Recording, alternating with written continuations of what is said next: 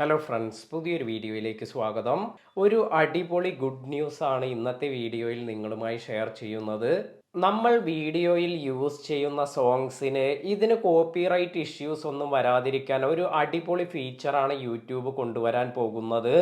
വീഡിയോയിലേക്ക് പോകുന്നതിന് മുമ്പ് കഴിഞ്ഞ വീഡിയോയ്ക്ക് കമൻ്റ് അയച്ചതിൽ നിന്നും ആരാണ് വിജയി എന്ന് നോക്കാം. ഇപ്പോൾ സ്ക്രീനിൽ കാണുന്നതാണ് വിജയി. ഇവരുടെ ചാനൽ ലിങ്ക് ഞാൻ എൻ്റെ വീഡിയോയുടെ ഡിസ്ക്രിപ്ഷനിൽ അതുപോലെ കമ്മ്യൂണിറ്റി ടാബിൽ എല്ലാം നൽകാം. നിങ്ങൾ ഇവരുടെ ചാനൽ സബ്സ്ക്രൈബ് ചെയ്ത് സപ്പോർട്ട് ചെയ്യുക. ഇതുപോലെ നിങ്ങളുടെ ചാനലിനും ഒരു ഫ്രീ പ്രൊമോഷൻ എല്ലാം ലഭിക്കുന്നതിന് വേണ്ടി എൻ്റെ ചാനൽ സബ്സ്ക്രൈബ് ചെയ്ത് വീഡിയോ ലൈക്ക് ചെയ്ത് കമൻറ്റ് ചെയ്യുക. അധികം താമസിയാതെ ക്രിയേറ്റർ മ്യൂസിക് എന്നൊരു ടാബ് നമുക്ക് YT സ്റ്റുഡിയോയിൽ ലഭിക്കും. നിലവിൽ ഓഡിയോ ലൈബ്രറി എന്നൊരു ഓപ്ഷനാണ് യൂട്യൂബിലുള്ളത്. ഇതിൽ നമുക്ക് ബോളിവുഡ് മ്യൂസിക് ഒന്നും അധികം ലഭിച്ചിരുന്നില്ല. അപ്പോൾ ക്രിയേറ്റർ മ്യൂസിക് എന്താണ് എന്നും എങ്ങനെയാണ് നമുക്ക് മ്യൂസിക് സെലക്ട് ചെയ്യുന്നത് എന്നതിനെ കുറിച്ചെല്ലാം നോക്കാം. ക്രിയേറ്റർ മ്യൂസിക് എന്ന ടാബ് ലഭിക്കുന്നതോടുകൂടി രണ്ട് മെത്തേഡിൽ നമുക്ക് മ്യൂസിക് എല്ലാം സെലക്ട് ചെയ്യാൻ സാധിക്കും. ഒന്നാമത്തെ ഓപ്ഷൻ ഇത് പർച്ചേഴ്സ് മ്യൂസിക്, അതുപോലെ രണ്ടാമത്തെ ഓപ്ഷൻ എന്ന് പറയുന്നത് റവന്യൂ ഷെയറിംഗ് ആണ്. ക്രിയേറ്റർ മ്യൂസിക് എന്ന ടാബ് വരുമ്പോൾ ഇവിടെ പോകുമ്പോൾ നമുക്ക് യൂട്യൂബുമായി ടൈപ്പായ ഒരുപാട് സോങ്സ് നമുക്കിവിടെ കാണാൻ സാധിക്കും.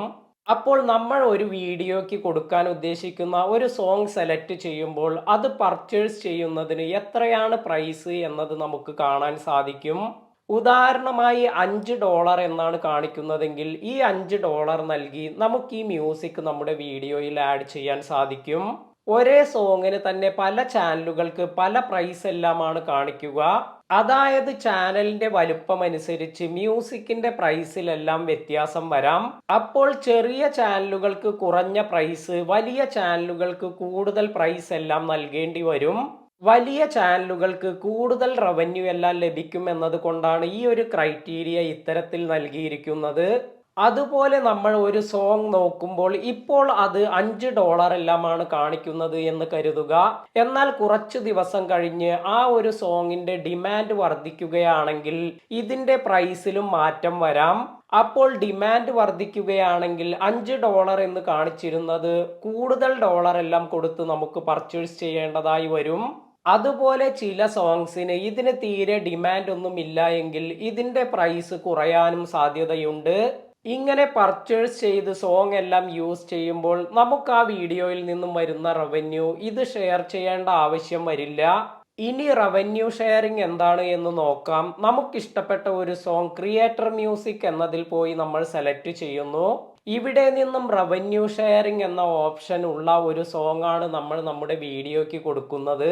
ഇങ്ങനെ ചെയ്യുമ്പോൾ നമുക്ക് യൂട്യൂബിൽ നിന്നും ആ വീഡിയോയ്ക്ക് ലഭിക്കുന്ന റവന്യൂ ഇത് മ്യൂസിക് കോപ്പിറൈറ്റ് ഓണർക്കിടയിൽ ഷെയർ ചെയ്യുകയാണ് ചെയ്യുന്നത്.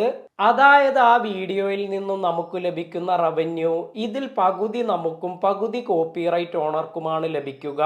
അതുപോലെ നമ്മൾ മനസ്സിലാക്കേണ്ട മറ്റൊരു കാര്യം, ക്രിയേറ്റർ മ്യൂസിക് എന്നതിൽ എല്ലാ സോങ് സെലക്ട് ചെയ്യുമ്പോഴും നമുക്ക് റവന്യൂ ഷെയറിംഗ് എന്ന ഓപ്ഷൻ ലഭിക്കണമെന്നില്ല. ഏതെല്ലാം മ്യൂസിക്കിനാണ് റവന്യൂ ഷെയറിംഗ് ഓപ്ഷൻ ലഭിക്കുന്നത് എന്ന് നമ്മൾ ആ മ്യൂസിക് സെലക്ട് ചെയ്യുമ്പോൾ നമുക്ക് കാണാൻ സാധിക്കും.